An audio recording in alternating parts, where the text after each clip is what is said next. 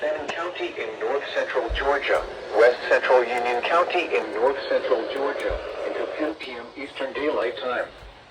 At 4:57 p.m. Eastern Daylight Time, Doppler radar indicated thunderstorms producing heavy rain across the warned area.